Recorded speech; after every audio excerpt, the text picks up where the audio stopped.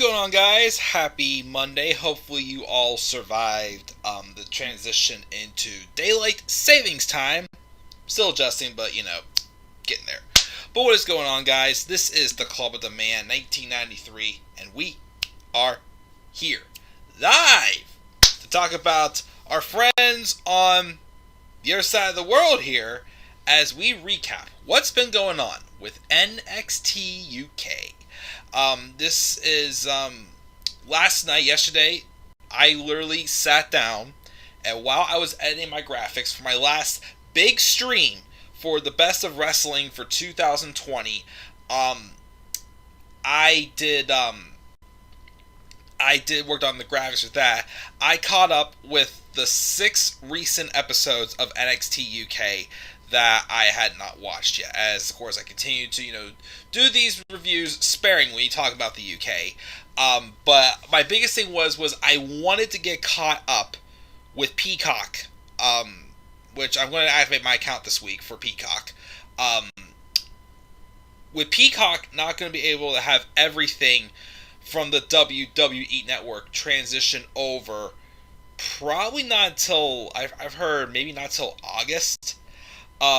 With that being said, I thought maybe I should catch up with that really quick in the midst of everything else that's going on in my life right now.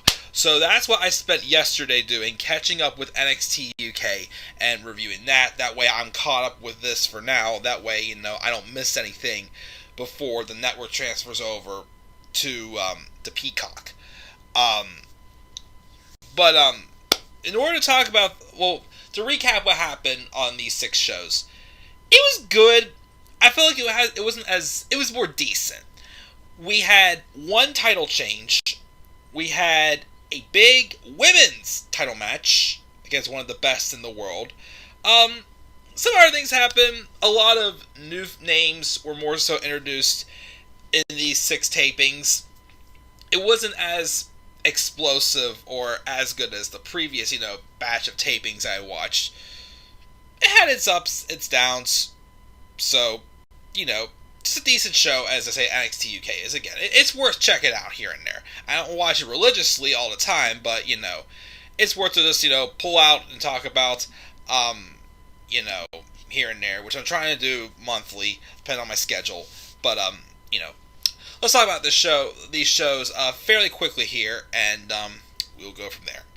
So, to recap what's been going on.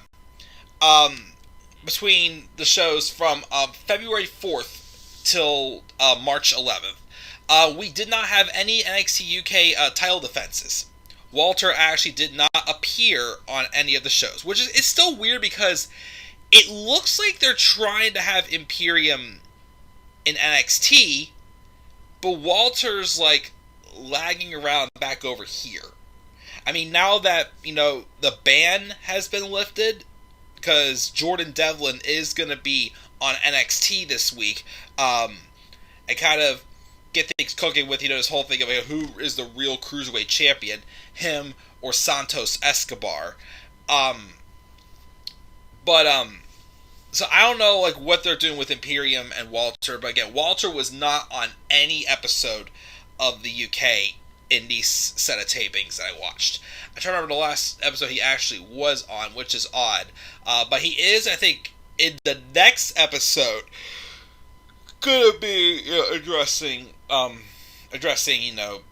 us, basically. By the end of these 6 shows, though, Walter had surpassed Pete Dunne as the longest reigning NXT UK champion. Dunne's previous record was 685 days. Walter's probably closing in on 700 now, probably, because he just passed Pete Dunne. I know there's rumors around, but is he going to get to 1,000 days and whatnot? I don't know if it's really necessary, really. I don't know why every single, champion in the UK has to have, a super long, this person sets this person's record, every reign or something like that. I don't know. But, nitpicky, but, yeah, nothing from Walter this time, but we'll probably be seeing him in the next set of tapings. But that's all I got for the main title. For the Cruiserweight Championship, Jordan Devlin just had one match, and it was a non-title match on the February 4th edition against Dave Mastiff. Non-title, of course, since Dave Mastiff's not 205 or less. And it was good. I remember seeing these two having a better match, like, about a year and a half ago. I remember it was. I thought that match was better, and that match, like, really put over Jordan Devlin. But that's the only match that Devlin had. Again, he is going to be going to NXT this week, and like I said, probably at Stand and Deliver, they're probably going to sell the thing of who is the real Cruiserweight Champion, but there's still this storyline going on right now with Trent Seven, who is, storyline-wise, trying to lose the weight and get in better shape, for him to earn an opportunity, be able to have a match for the NXT Cruiserweight Championship. And the weigh-in, the latest weigh-in for Trent Seven is this coming week on the bump. So we could find out then if Trent Seven is going to get his title opportunity. But of course, with Jordan Devlin and Santos Escobar finally seeming to go head to head with each other to sell the differences as to who is the real Cruiserweight champion. That could change as far as who Trent Seven's opponent's going to be. Either way, though, I'm still hoping Trent Seven wins the Cruiserweight title. Because, again, Trent Seven is just, he deserves some type of singles glory. You forget like, how good he is, and just how great of a babyface is. The storytelling he could tell in the ring is just masterful. Again, look at the story he told in my tag match of the year in 2017, in July of 2017 against the Undisputed Era. Fantastic match, fantastic storytelling. He's just excellent. He is just not just one of the founding fathers of the UK brand, but he's definitely one of the more underrated talents in the WWE, I gotta say. So I'm hoping it pulls through for him to get the Cruiserweight Championship. So I'm hoping for that. But that's all we got for the Cruiserweight title. I'll save the other two championships for later. Let's get to just some other little footnotes. Some newbies we got throughout the show. Shaw Sanchez, who had a promo. He's some butcher or whatnot. They're trying to put him over as. He was on an episode of Supernova Sessions, and he had challenged A-Kid for the NXT UK Heritage Cup, which he would face A-Kid on the 18th. But he lost to A-Kid 2-1. And since it's the British rounds matches, which again, I'm going to continue to say that put over the fact that I like how they do that. It makes the Heritage Cup feel very different. It makes it feel like it actually means something, not just a random, trophy or random, little thing like the best in the world trophy and what we see that, crown jewel and all that other crappy pay-per-view, I want to say. But I like how, they make the Heritage Cup feel unique in NXT UK. And, of course, they actually wrote a story where it looked like that, again, A-Kid had a good, vital weapon to fight with Shaw Samuels. So, Shaw did make it tough for A-Kid. I thought they had a pretty good match there. A-Kid would win, and that's the last time I saw Shaw Samuels in these tapings. We also had Rampage Brown get another big win when he faced off and defeated Joe Coffey on the February 18th edition of NXT UK. Afterwards, him and Coffey shook hands. I'm so confused. For a year now, is Gallus face or are they heels? I really can't tell. One week, they feel like heels. The next week, they feel like faces. I still can't tell. I've been wanting to turn alert for them off and on, but I just cannot tell. I can't. I'm sorry. But that was another big win there for Rampage Brown. He's already had wins over Dave Mastiff and Joe Coffey. So is it nearing his time for him to be challenging for the UK title? I don't know if he would win or not. I mean, at this point, I don't know who's gonna be the one to dethrone Walter. I still thought it was gonna be Dragunov. I really did think it was gonna be Ilya Dragunov. But then when it wasn't him, I'm like, now who is it gonna be? I feel the same also about Ms. Kaylee Ray right here, but we'll talk about her shortly also. But yeah, Rampage Brown got the big win. And there's other names in the women's division getting vignettes, getting some, exhibition matches in there like Danny Luna, Aaliyah James, Amali. And for the men's, there's Tayman, or whatever the heck it's called. He's the newest one that had his debut, I think the last episode that I watched as well. has a weird looking gimmick, but we'll see what he brings to the table. And then, of course, there's Aoife Valkyrie, of course, also, who I'm starting to think she may be, especially if the woman who fought Kaylee Ray in this set of tapings didn't dethrone Kaylee Ray, I don't know who the heck's going to dethrone Kaylee Ray. But my news prediction is Aoife, or whatever you would call her, Valkyrie. It has this, like, bird, like, I see her, I think of, like, Edgar Allan Poe in The Raven or something. I don't know why, but, she's lurking around. I think there's a chance she could be the one to dethrone Kaylee. But she had like a match or two in there and a couple of vignettes in there. And also we got Ben Carter also, who I'm definitely very interested in for sure. He actually ended up changing his name on last week's taping. He is changing his name to Nathan Frazier. So we'll see what Nathan Frazier has to offer, as I definitely see a lot of big things in him. He definitely catches my attention for sure.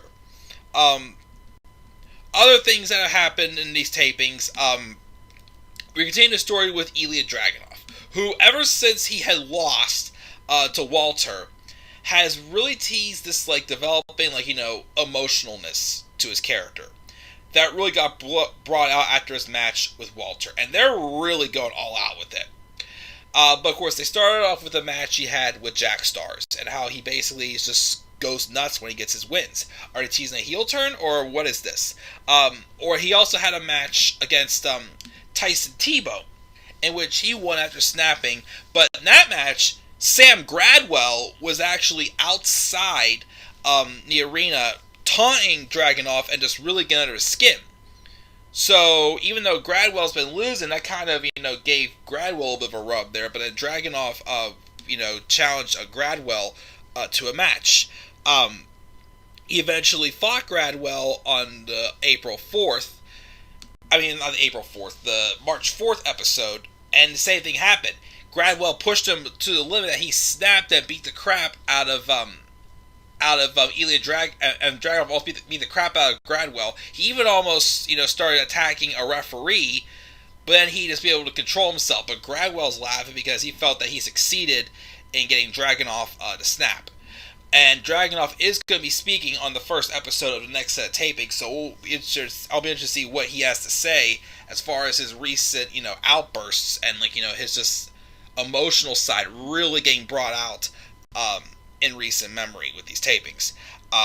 Again, he's been acting this way ever since he lost to Walter in his UK title match last October, which was a very good, again, match of the year contender by far. But I'm just intrigued by his character. Looking forward to see what happens. Not sure if they're going to go all out and turn him heel, or if they're just going to, just keep him as a babyface and just fight some demons. I'm not sure. Tyler Bate has had this strange character change where he has this different mindset of Zen, and he's just at ease with his mind. He's exploring nature and looking for other challenges, basically trying to keep his cool. If this is just a trick for him to eventually turn heel, which I'd be for. I still think he could maybe use a little bit of a different change of character or something. He eventually had a session of Supernova sessions with Noam Dar, who's trying to get underneath the skin, and then he felt he had something to prove, so we took on Dave Mastiff. He had it become Heritage Cup rules, and he defeated Dave Mastiff 2-1. So this change of character, we'll see where it goes with Tyler Bate. And then finally, history-making mixed tag match. First ever mixed tag match in NXT UK history. And it was between the teams of Ginny and Joseph Connors and Piper Niven and Jack Stars. So, from the previous set of tapings, Piper Niven had several opportunities for the NXT UK Women's Championship. She unfortunately failed, and the last one, she lost thanks to interference from Ginny. And ever since then, Piper Niven has wanted to tear Ginny to shreds. Well, Ginny would beat Piper Niven, get a shot for the women's title, and lose. But then for some reason, her and Piper still continued the feud. And they still have this random alliance with Ginny and Joseph Connors. And I'm sorry, I like Ginny. Again, I think at this point you've done almost everything you can with Jinny in NXT UK without putting a title on her. So if you're not going to put the title on her, I feel if they wanted to, they could move her over to NXT. Maybe Piper also. I could move them both over to NXT because they're both definitely. I feel like they're almost heading to the end where it's like if they're not going to get the championship, there's nothing left for them to do. But I didn't get why they continued this feud, and I still don't get this pairing with Jinny and Joseph Connors. I'm just not the biggest fan of Joseph Connors. I don't know what it is, but he just never appealed to me. I felt like he was just a Cassius Ohno ripoff with the thing of like oh, shiny new toys, I'm going to destroy them. Like, I don't know, it's just like it's very bland.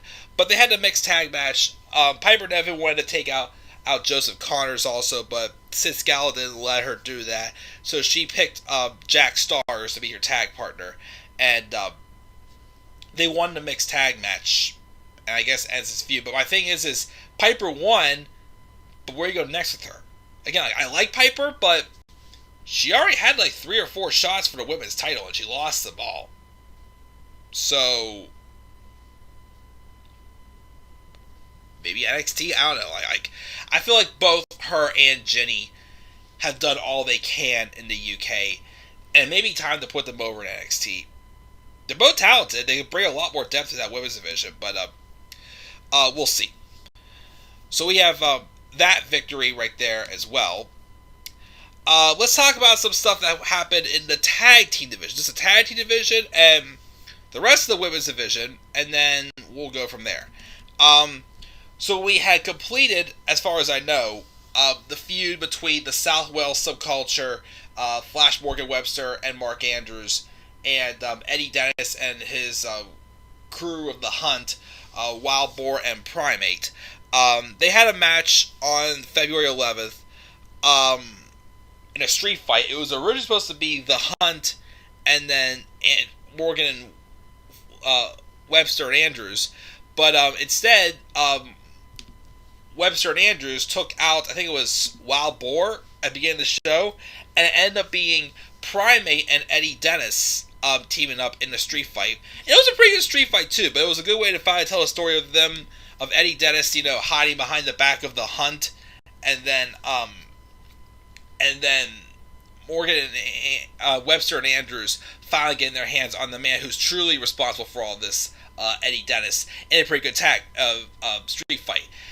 But last week's episode, on the 11th, there was a segment where it was like that Eddie Dennis was punishing Wild Boar and Primate for not getting the job done, and for Dennis paying the consequences. And then some random guy who was not masked appeared behind there, so I don't know what that's up to. We'll have to see what that is. So we have that. We also had... So Amir Jordan and Kenny Williams are back in action. Kenny Williams was out of action with an injury for a while. He was cleared to wrestle. Both the matches, though, they had a match against Oliver Carter and Ashton Smith, and then also a match with last week's show with the South Wales Subculture. And both matches, Jordan and Williams won, with Williams pulling a little bit like a heel tactic. So the first one, he just kind of pulled on the leg of it was Oliver Carter to help Amir Jordan, do like a sunset flip to get the victory. And we also had, with the referee distracted, Kenny Williams doing a low blow with a mule kick for him to pull off another victory. And Amir Jordan celebrated, but Amir Jordan is kind of going along and not really realizing what Kenny is doing. So they're teasing a heel turn from Kenny Williams. But I don't know if that means they're going to turn Kenny Williams heel and keep Amir Jordan as a face, or they're going to turn them both heel or so. I don't know. Both ways who goes there, but there's something brewing there with that. And the only title change we had on the show was the ones who won the number one contenders in that Fatal 4 elimination match on the last set of shows I reviewed. Gallus dropped the tag titles to Lewis Hawley and Sam Stoker. Pretty deadly. I don't know about that one. I don't know. It was just Pretty Deadly was just still being treated kind of like a like an enhancement tag team, and then instantly they win a title shot, and then they win the tag titles? Weird one there, but... And they haven't been on TV. They won them on the February 25th edition. They haven't had any vignettes been on TV since. We'll see where it goes, but I don't know. I wasn't ready to see Pretty Deadly be champions yet, as I just felt that they were more of just like, I mean, because they were kind of, involved with the Eddie Dennis storyline, but then when his main henchman became the Hunt, it was like, what became the point of them? So, that was a little bit of a head scratcher there. But, just one of those ones where it's like, well, we'll see. We'll see what they do with that. I don't know. So there's that only title change. And then for the women's division, Xia Brookside and Nina Samuels continued this long, ongoing feud. Nina Samuels had like a bag carrier, and with a handbag, she was able to defeat Xia Brookside, but then Xia challenged her to a rematch and teach her a lesson. Nina's like, okay, but if you lose this match, then you become my personal assistant for 1 month. Well, the tide turned because Xia Brookside defeated Nina Samuels. And ever since then, Xia's had Nina carry her bags, make her a cup of tea, clean her room, as she's her personal assistant for 1 month. So about 2 or 3 more weeks of that, and then that's over. I don't know what that's going to do, but different seeing the babyface win and getting, the personal assistant. Usually it's the opposite way around, but who knows? We also had some weird segment with Isla Dawn, and an Ouija board. I don't know what that is. She actually also had a match against the debuting goddess, let me put it that way, Meiko Satomura. The biggest moment for me on all the 60 shows was this match between Kaylee Ray and Meiko Satomura for the NXT UK Women's Championship. Again, I have not seen much of Meiko Satomura, but why I'm a big fan of her, from her work in the Mae Young Classic a couple years ago, in 2018 I believe it was. The matches she put on, the two I specifically stand out to when I think Meiko Satomura, is the one she had with Mercedes Martinez, and the one she had in the Final Four against Toni Storm. That one with her and Toni Storm, that was a match of the year candidate for me. That was an excellent, one of my favorite women's matches I've ever seen. And the story here is Kaylee Ray, who's now been champion for over 550 days, which I still think is a tad too much. Like I said, I like Kaylee Ray, but I don't feel like she's that big of a deal that she has to be longest reigning champ. I mean, I get it, the pandemic affected that, but she probably could have dropped the belt to Piper Niven. I still think with how many opportunities Piper got, I think Piper was the right person for her to drop the title to. But Kaylee Ray at this point wanted to face the best in the world, and she got the best in the world with Meiko Satomura, and they put on a very, very good match. Not quite, the vibes I got from the match between Satomura and Toni Storm, but still excellent. Kaylee Ray won, which I was surprised. I thought they would have, Satomura win, and her kind of get like the Shinsuke Nakamura push. But if you really want to make Kaylee Ray one of the best champions of all time, then she's got to beat one of the best in the world, and she did. Of course, during the match, you did see, women watching, from the Tron, but Aoife Valkyrie, or whatever her name is, was watching on like a corner. Again, I'm still thinking they're going to go with Valkyrie to be the one to dethrone Kaylee Ray, and she could be next. Because let's face it, who has Kaylee Ray not fought?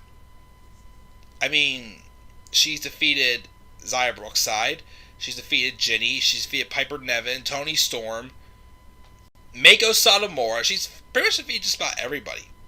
But I don't think she's crossed paths yet with Aoife Valkyrie.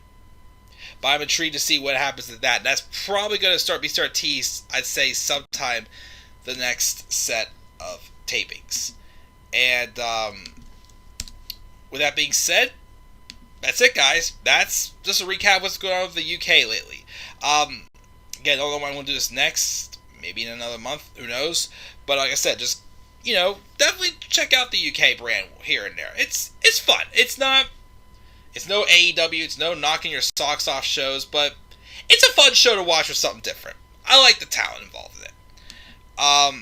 But check the live chat real quick before going off the air. We just got JR say he heard a lot of rumors that AJ Styles is going to fight Triple H at WrestleMania.